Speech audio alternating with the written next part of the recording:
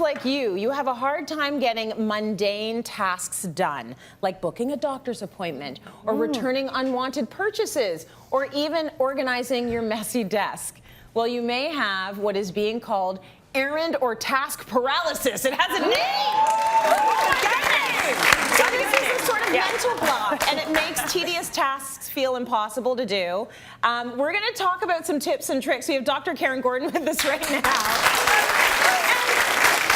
Here's the thing. I'm going to tell you guys right now, when we started talking about this at the meeting, I was like, oh, please, we're going to give this a label. You're just lazy. Because I am one of those people. Which is so surprising to me. I know you're surprised by it, but I'm surprised. For me, I want to perform at a high level, and I want to get all the top level things done. Yeah. And everything that I don't have as a priority, it gets blown out. Like, it just, nothing happens at all. Right. I don't want to return the blouse. And so the blouse is going to sit in my closet with a tag on it, and I'm going to lose money on it. So please help us.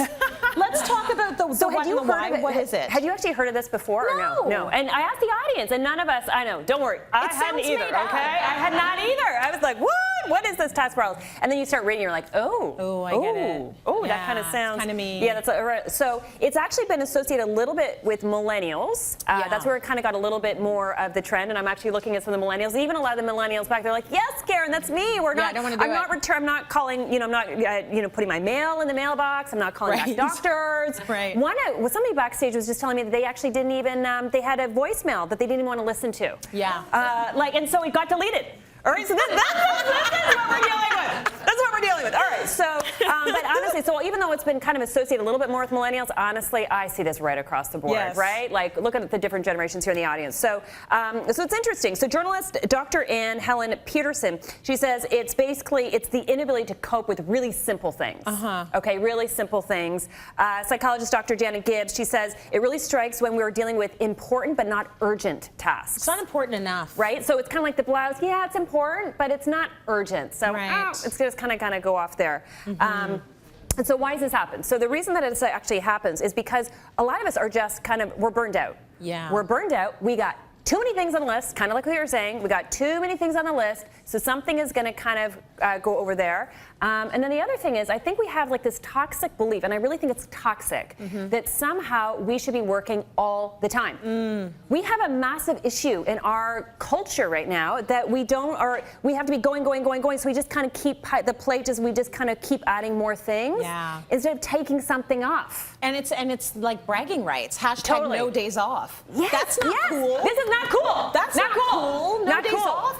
That's terrible. It is terrible, and that's where, so a lot of times with this topic, I find we're dealing. So yes, there's anxiety, but it's a time management issue, and it's a priority issue. Yeah, it's a priority. It's a priority issue. So that's kind of with what kind of causes it. So then, of course, then we've got to change it. So what are the tips you would give us to get out of the paralysis? The paralysis. Okay, so tip number 1 is you got to create a plan. Okay, plans reduce anxiety. Very simple. Okay, if you have no plan, what happens is our brain constantly starts putting it together. So that's why our brain doesn't stop thinking or stop working. So you've got to kind of get out a pen and paper, kind of create a plan. And what I actually recommend is just kind of, get a piece of paper. I actually like the idea about having one area that you're always downloading your things. Like, I don't know what you do for your list. I do all of my lists in my computer. Yeah. So it's one list. Yeah. I have colleagues, friends, they will have like sticky notes, so many sticky notes that, they're flying off the desk, okay? Because there's so many of them. And then they wonder why they're feeling a little overwhelmed, right? Okay, so have one area. It could be your computer, it could be like a book, but have one area where you have all kind of your items. It's very, very important. And then separate what is urgent versus important. Right. Okay, that's really important. Create the priority list for yourself. Totally. The second thing is really cool. I love this. It's called the Kanban system. Has anybody heard of this before? No. Okay, it's really cool. You're going to love this. So it's it's a Japanese system of industrial scheduling. So what they actually recommend you do, and I love this, it's very simple. So what you do is you kind of make your massive list. Okay, so step 1. Step 2 is you're going to look over that list and you're like, pick 3. That's all you're allowed. You're allowed to pick 3 priorities. That's it. Okay. You can put on like a piece of paper. You can put on stickies, whatever you want. You put the 3. So this is like these are my top 3 priorities. I'm only going to focus on these 3 things, and then all the other items you can say, you know, this is my wish list. As soon as I kind of finish one of those 3 things, then one of those other things can kind of get put into its slot. But you were only allowed 3. 3 at a time. 3 at a time. And until to fruition. Correct. Yes, so it has to be done. It has to be completely done before you put someone Correct. else. Or maybe you start working the 3, maybe 1 is done, so then you can move 1 over. But what you're doing is you're now prioritizing. See, we have this weird thing about prioritizing because we think that prioritizing, we just kind of keep adding. If you're going to add, you got to take something off. That's the problem, right? Yeah. So That's good. love that. I love that actually as a system.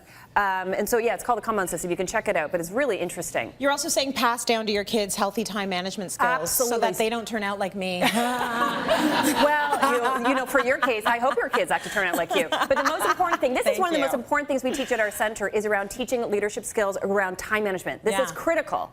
But as parents, we have to teach these skills to our kids. We can't manage it for them. Otherwise, they're going to have massive anxiety and stress when they go off to college and university, which is exactly what we're seeing from stats. Okay, good tips. Karyn, thank you.